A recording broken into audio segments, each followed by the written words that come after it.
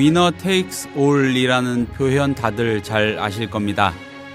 한 표라도 더 많이 얻은 사람이 모든 걸 가져가는 특정 정치 제도를 표현할 때 자주 쓰이는 말입니다만, 역사야말로 철저하게 승자의 기록인 탓에 승자는 적잖이 미화가 되고 패자는 상당 부분 퇴색이 될 가능성을 우리는 어렵지 않게 확인합니다. 이 사람들에 대한 여러분의 인식은 어떻습니까? 장희빈과 인현왕후. 한쪽은 악녀의 이미지로, 다른 쪽은 성녀에 가까운 이미지로 채색되는 경우가 많습니다. 국민TV 라디오 30분 책 읽기 1월 21일 화요일 순서 시작합니다.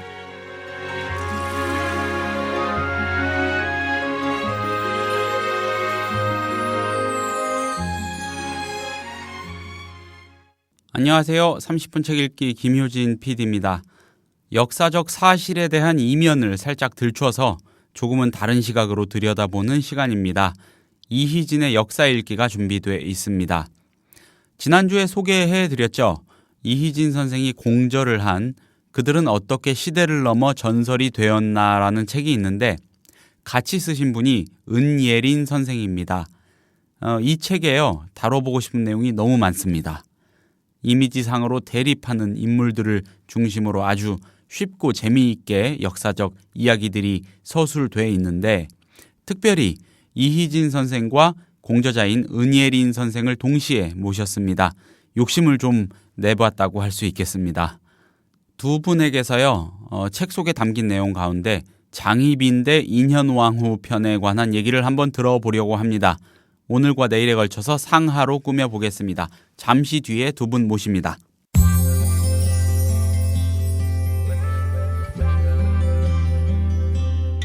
매일 아침 이 책 한 권. 국민TV 라디오 30분 책 읽기.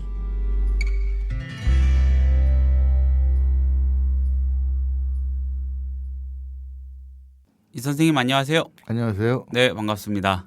예, 오늘은 인사드릴 분이 선생님 한 분이 아닙니다.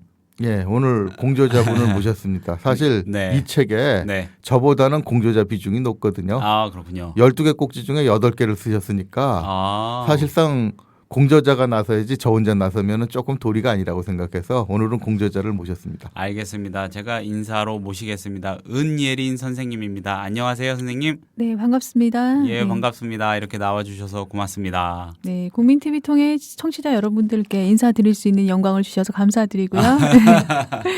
네, 그들은 어떻게 시대를 넘어 전설이 되었나, 좀 제목이 길죠, 그죠? 네. 네, 이 책에서 제가 이희진 선생님과 함께 공저를 맡았는데, 조선시대 관련된 부분, 특히 대중들에게 많이 알려진 인물들이죠. 네. 장희빈, 연산군, 인수대비, 네. 이런 분들이 대중매체를 통해 사실 많이 영화, 드라마, 또 야사로도 많이 전해졌지만 잘못된 부분도 많이 있습니다. 예, 네. 그런 오류를 지적하면서 그들의 어떠한 처세가 잘못됐기 때문에 누구는 성군으로, 또 누구는 이제 악녀로, 또 누구는 자신의 추적과 달리 또 너무 대단한 칭찬을 받고 있나 이런 잘못된 걸 지적해 주면서 그들을 통해서 처세나 교훈을 배우도록 하겠습니다. 네. 아유, 말씀을 그냥 제가 드릴 이야기를 그냥 다 한 번에 해주셨네요.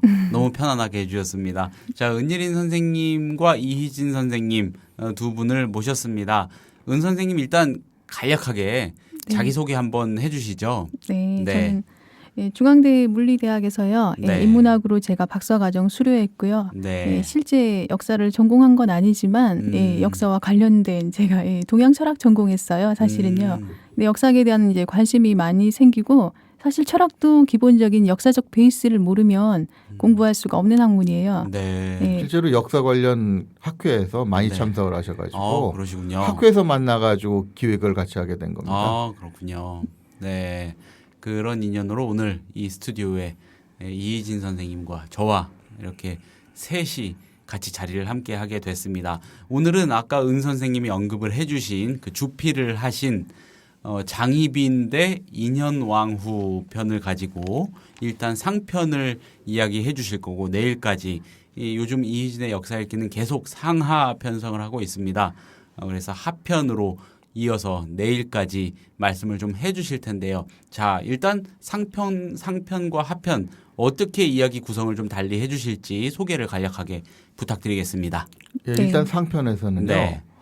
이 캐릭터들이 워낙 대중적으로 좀 잘못 알려져 있어요. 그러니까 숙종 같은 경우에는 굉장히 순하고 무능해가지고 유유부단한 네. 이런 인물로 알려져 있고 네. 뭐 인현왕후나 장희빈은 알다시피 너무 성녀악녀 이런 쪽으로 가다 보니까 장희빈이 악녀. 예, 너무 악녀. 인현왕후는 인현왕후가 아주 성스러운 성녀. 여자. 예. 이런 쪽으로만 가가지고 실제 역사를 너무나 많이 좀 왜곡을 시켜놨더라고요.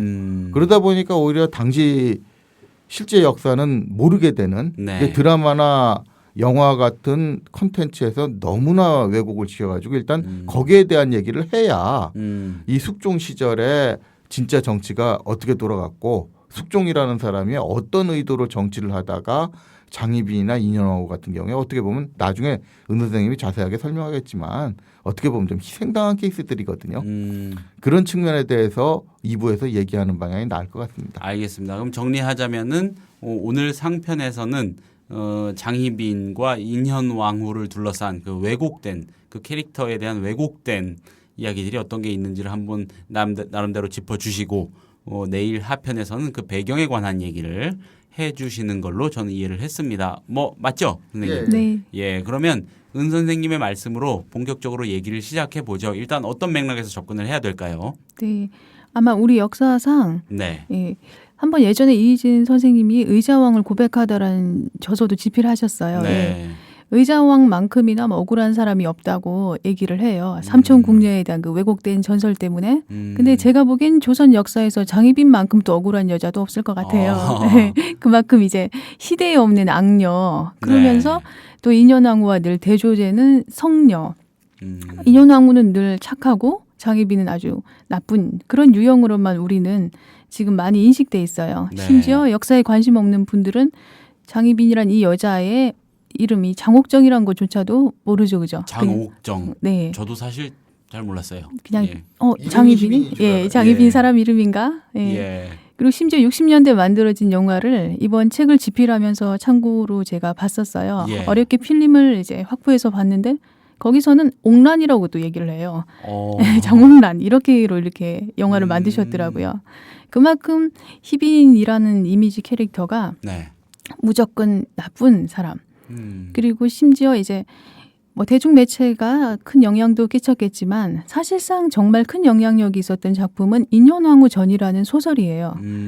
이 저자가 정확하게 누군지 밝혀지지는 않고 있고 그냥 인현왕후 쪽 사람들이 네. 가상으로 이제 어느 궁녀가 지었다고 해서 퍼뜨린 게 아닌가 그런 얘기들이 많은데 고대 소설 인현왕후 전이란 건 일단 기본적으로 분량이 적고 한글로 편집돼 있다 보니까 네. 예전에 영화를 만드시는 분들, 드라마 만드는 분들, 또 일반인들이 쉽게 접할 수 있는 그런 자료인 거에 반해서 조선 왕조실록이라는 그 정사 기록은 네. 1800건이 넘는 그 정사 기록 자체도 그렇죠. 방대하지만 예. 우리가 완전히 번역이 25년 동안 전문가들이 이제 번역을 했어요. 몇만 명이 넘는 학자들이. 네. 하지만 완전히 번역이 이루어져서 한글 CD로 지금이야 뭐 대중들이 쉽게 인터넷에 그냥 조선 왕조실록 검색만 하면 접할 수 있지만 그 이전에는 그러기가 힘든 시절이었어요. 예. 그래서 대부분 이제 인현왕후 전에서 많이 모티브를 삼아서 그 인물들에 대한 고정된 시각을 갖고 있는데 심지어 청소년을 위한 뭐 인현왕후 전, 초등학생을 위한 인현왕후 전 책을 읽어보면 전형적으로 학생들에게 이런 교훈을 줘요. 자기 분수를 모르는 사람은 반드시 벌을 받는다. 이래서 인현왕후는 반드시 착한 사람이고 장희빈은 자기 분수를 모르고 있으니까 이렇게 죽을 수밖에 없다. 어린이들이여 이런 데서 사람은 착하게 살아야 한다는 교훈을 얻어라. 예. 예, 근데 사실 왕조실록을 보거나 당시 숙종 임금의 정치 스타일을 전문적인 시각에서 평가해 보면 너무나 잘못된 허구입니다. 예, 그리고 장희빈이 하지도 않은 행적이 인현왕후 전에는 많이 묘사가 돼 있어요. 예, 그걸 모티브로 우리는 너무나 지금까지 드라마에서 많이 반복 재현됐기 때문에 예, 그녀에 대한 이제 고정된 이미지가 형성될 수밖에 없었고 또 우리는 잘못된 역사를 배우면서 오늘날 그럼 우리는 이 잘못된 역사를 또 다시 어떻게 수정을 해야 되고 여기서 우리가 배울 수 있는 교훈은 뭘까? 예, 오늘 한번 짚어보도록 하겠습니다. 알겠습니다. 여기에 빼놓지 않고 한 거야 언급을 해야 되는 게 네. 사시남정기예요. 사시남정기. 인원왕후정은 누가 썼는지 뭐 미상이다라는 거라도 있지만 네. 사시남정기는 명확하거든요. 서법 김만중이 썼잖아요. 이건 완전히 서인 입장에서 이 당시 인현왕후와 장희빈의 관계, 이 뒤에 있는 서인과 남인의 관계를 네. 서인에 유리하게 쓰자고 작정을 하고 쓴 책입니다. 그리고 그 사시남정기의 내용에 대해서 우리 사회에서는 거의 의심을 안 하잖아요. 그러니까 인현왕후정이나 사시남정기가 사실 어떻게 보면 조선왕조실록 이런 데 있는 실제 역사를 많이 매장시켜버리는 역할을 했다고 봐야죠. 그렇군요. 알겠습니다. 그럼 은 선생님이 다시 이 마이크를 잡으시고 구체적으로 어떤 대목들을 다시 한번 살펴봐야 되는지를 좀 짚어주시죠. 일단 많이 대중들에게 잘못 인식된 부분부터 오늘 지적하도록 하겠습니다. 네. 인현왕후와 장희빈을 소재로 한 얘기들은 60년대부터 2000년대 오늘까지 네. 드라마, 영화로 많이 반복이 됐었고요. 그렇죠. 또 여러분들이 알다시피 당대 최고의 스타들이 악녀 이러면서도 그 장희빈이란 주인공을 꼭 하고 싶어하는 역할이에요. 네. 예. 그리고 항상 누가 주인공이 되느냐가 인터넷을 통해서도 신문을 통해서도 늘 화제가 되어 왔고 예. 심지어 역대 장희빈 역할 중에 누가 제일 잘했느냐 못했느냐 그런 네티즌들의 평가도 피해갈 수가 없죠. 그죠? 예. 네.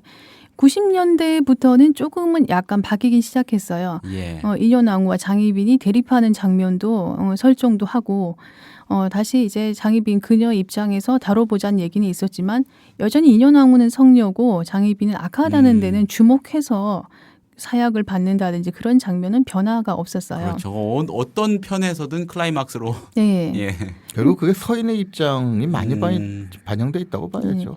좀 제가 책에도 언급했지만 우리가 왜 역사는 승자의 편이라는 얘기가 있지 않습니까? 네. 마지막 결국에는 실권을 장악한 쪽이 서인, 그중에서도 노론들, 인현왕후와 같은 당파 사람들이 불행히도 조선 후기까지 그들이 계속 집권을 했기 때문에 남인들은 사실 이후 세력을 잃고 정조 때 겨우 이제 정약용 선생님이 잠깐 등용되면서 남인들이 정치 두각을 드러냈다고 하지만 결국 마지막까지 조선 역사 특히 조선 왕조실록을 집필했던 사관들 예. 특히 인현왕후와 장희빈 그 숙종시대에 숙종실록 집필했던 사관 중에 한 분이 바로 인현왕후의 오빠세요. 민진원. 네. 민진원 선생이 사실은 사관으로서 아무래도 동생인 인현왕후 입장에서 유리하게 그렇죠. 붓을 잡지 않았을까. 예. 물론 이제 왕조실록은 굉장히 객관적이고 예. 전 세계에서 보기 드문 아주 귀한 자료이기 때문에 네. 엄격하게 사관들이 검토했다고 하지만 예. 사실은 우리가 왕조실록도 수정을 했었거든요.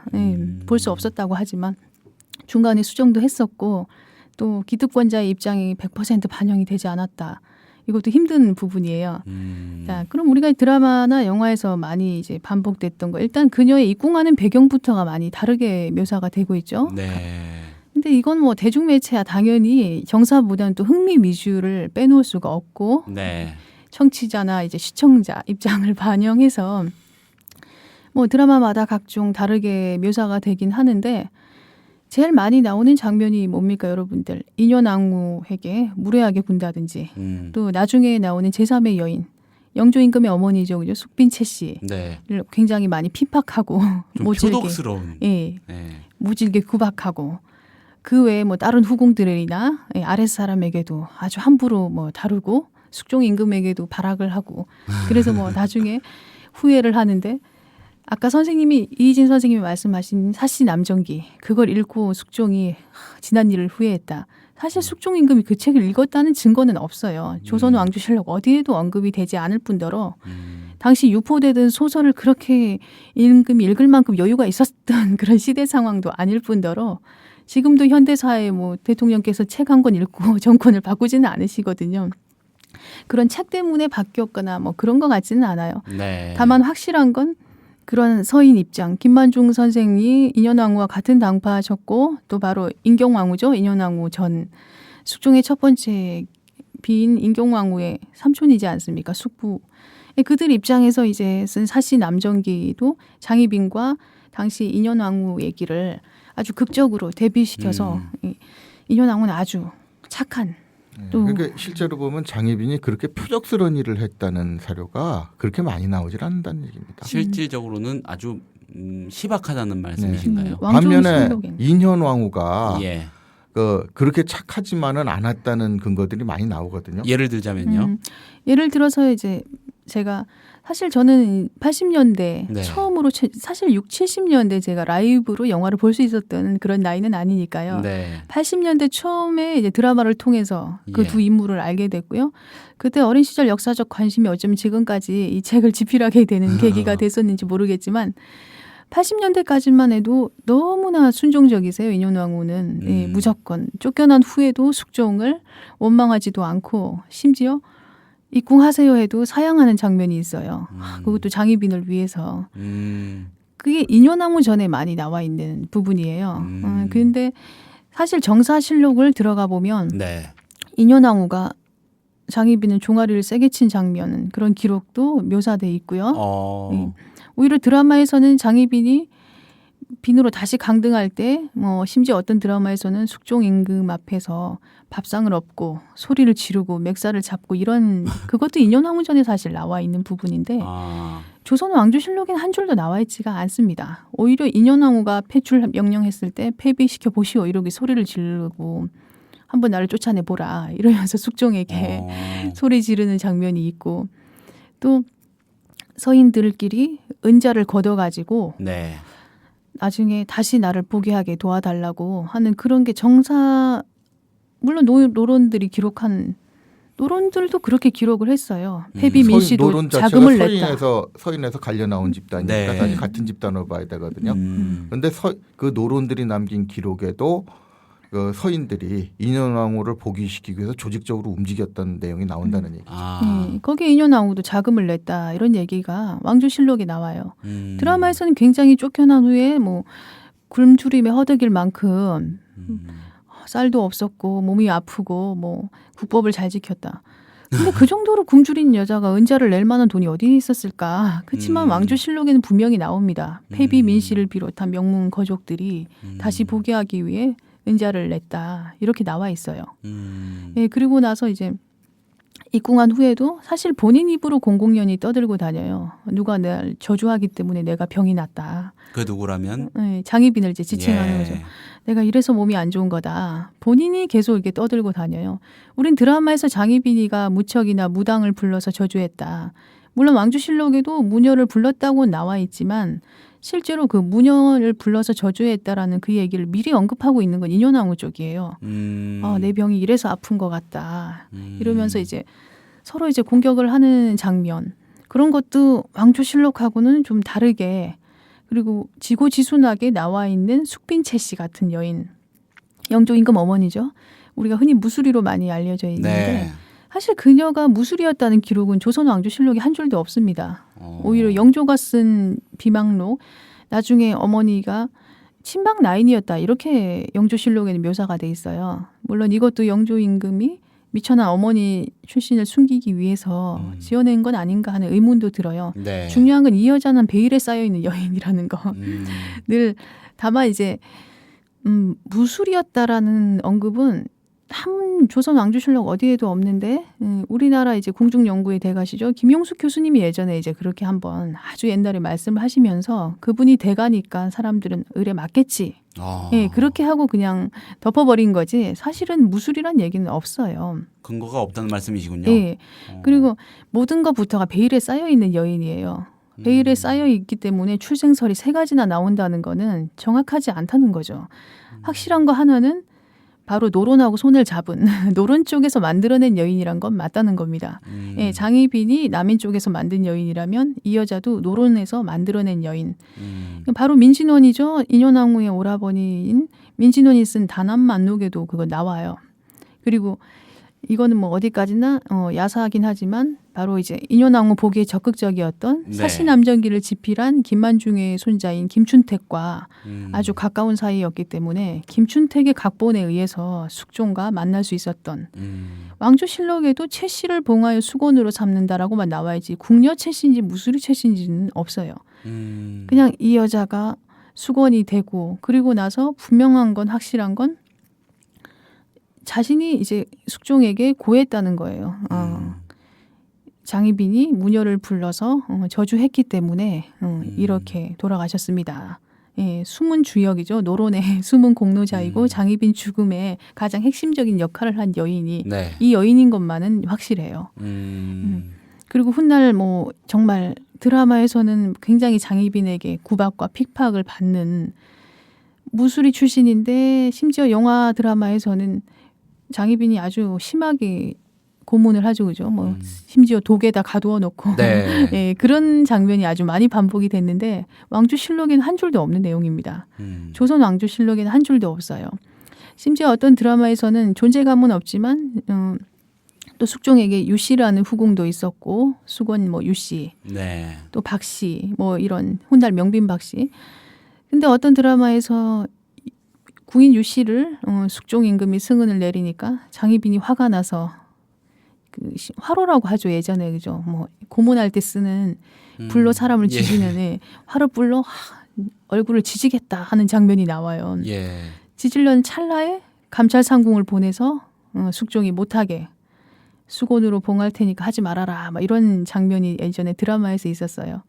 근데 왕조실록에는 그 여자는 이미 장희빈이가 중전에 있을 때 이제 만났던 여인이 아니고 이미 그 자리에서 장희빈이 강등된 후에 인현왕후가 다시 중전으로 복위하고 5년 있다가 그 여자 이름이 등장을 해요. 유씨를 수건으로 봉한다. 그럼 드라마가 잘못된 거죠. 그죠? 분명히 왕조실록에는 장희빈이 중전으로 있을 때도 아니고 쫓겨난 후에 인현왕후가 다시 복위됐을 때 그것도 5년이나 있다가 그 여자가 등장을 하는데 드라마에서는 장희빈이 중전으로 있을 때 그 여자를 먼저 핍박하기 시작하니까 그때부터 숙종이 염증을 느끼고 있을 때였는데 그때 그러다가 이제 그때부터 막 후회하고 있을 찰나에 또 그 다음에 다시 또 무술이 최 씨가 등장하고 그때부터 숙종이 쌓이고 쌓여서 이제 이 여자를 그 지금 이 말씀이 은 선생님의 단순한 추정이나 그 유추가 아니고요. 네. 흔히 알려져 있는 내용이 어디에 근거했는지를 살펴보신 결과 여기에는 없다. 네. 실록 저기에는 같은 이렇게 나와 정서에는- 있다. 네. 요거를 확인해 주신 거죠. 이런 생각이 들어요. 뭐 드라마틱한 설정을 위해서 각색은 어느 정도 필요하겠습니다만은 적어도 그게 그 사실관계라는 맥락 위에 있어야 되는데 굉장히 많이 이 아이의 조금 생뚱맞게 어긋난 얘기가 네. 툭툭 튀어나온 채로 굳어져 있구나. 왜곡돼 뭐 이런 있죠. 생각이 좀 네. 들기도 하고요. 예. 그래서 이제 뭐 여자들이 궁녀들이나 뭐 왕비들 얘기가 잘못된 것도 그렇지만 네. 이쯤에서는 이제 가장 핵심적인 인물 어떻게 보면은 뒤에서 모든 상황을 만들었다고 얘기할 수 있는 네. 핵심적인 인물 숙종이 얼마나 왜곡되어 있는지는 오늘 잠깐 얘기하고 넘어가야 내일 얘기가 쉬울 것 같습니다. 알겠습니다. 네. 예. 제가 책에 잠깐 마지막에 언급했지만요. 네. 숙종 임금은 조선 역사상 우리가 흔히 드라마에서 잘못 왜곡된 우유부단하고 주관이었고 엄마에서 어쩔 수 없이 어머니 명성황후에 어쩔 수 없이 사랑하는 여인 장옥정을 내보내야 되고 또 이 여자가 이렇게 말하면 이 말이 맞다고 생각하고 여자 말에 의해서 판단력이 흐려지는 그런 주관 없는 남자로 많이 평가가 되어 왔는데요. 멋대가리 없는 남자로. 아주 예. 오도된 인식이죠. 그죠? 예. 네. 사실은 저는 책에서도 잠깐 언급했지만 우리가 흔히 동양의 마키아벨리라는 한비자 얘기를 들어보셨을 거예요. 네. 예, 굉장한 냉혹한 제왕학의 기술을 가르쳐줬던 한비자가 그러잖아요. 그죠? 네. 군주가 사람을 다룰 때 특히 신하를 다룰 때 속내를 드러내면 안 된다. 부부 사이에도 이해타산이 다르기 때문에 인간은 늘 이해타산에 의해 계산하는 동물이다. 바로 숙종 임금이 가장 그 적합한 임금이 아니었을까. 아, 그런 그렇게 생각이. 바보스럽지 않은 인물이었다는 네. 말씀이신가요? 겉으로 바보스러운 척을 이제 했다고 볼 수가 있어요. 예. 사건을 만들 때마다 사실 숙종 임금은 자신의 여인들 자식까지도 자신의 정치적인 이용 대상으로 생각을 했었어요. 가족이라는 개념이 없었어요. 이 숙종 임금에게는. 단순히 군주로서 내가 얼마큼의 권력을 획득해서 신하들을 누를 수만 있을까. 그런데 그분은 모든 관심을 쏟았던 거죠. 그래서 당파가 다른 이 여인들의 입장을 왔다 갔다 하면서 본인에게 이익이 되는 판단을 한 거죠. 마지막에 노론을 결국 선택한 것도 본인에게 이익이 되기 때문에 노론에 손을 들어준 거지. 뭐 개인적으로 숙빈 채 씨가 너무 뭐 아름다워서 이런 거는 아닙니다. 그렇군요. 네. 요 부분을 알아야 실제로 네. 뭐 그냥 드라마나 캐릭터 얘기하자는 게 아니라 그 당시 숙종 시대의 시대 상황이 얼마나 좀 혼란스러웠고 숙종은 어떻게 보면 그런 혼란스러운 전국 구도를 주도하려고 했던 사람이거든요. 네. 근데 이제 그 뒤에는 너무 장희빈과 인현왕후를 강조를 하다 보니까 이게 마치 전국을 주도했던 왕이 반대로 끌려다닌 것처럼 묘사가 돼버린 거죠.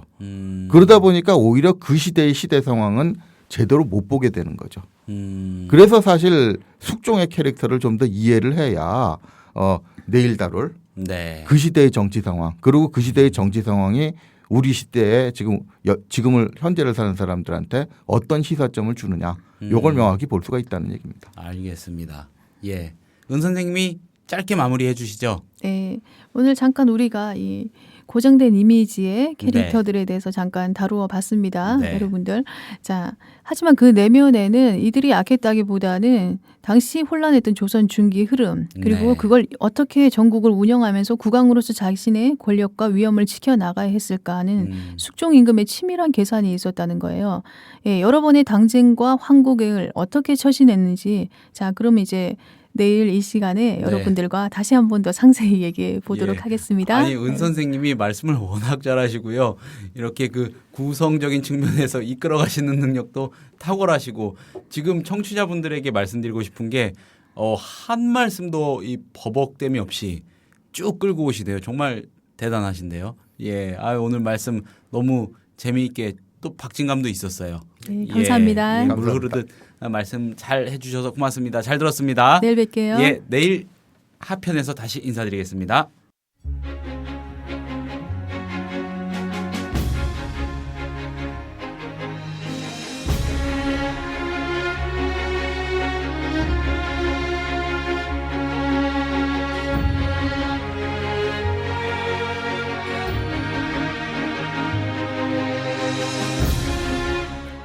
(1월 21일에) 30분 책 읽기가 소개한 책은 이희진 선생과 은예린 선생의 공저, 그들은 어떻게 시대를 넘어 전설이 되었나 가운데 장희빈 대 인현왕후 편이었습니다.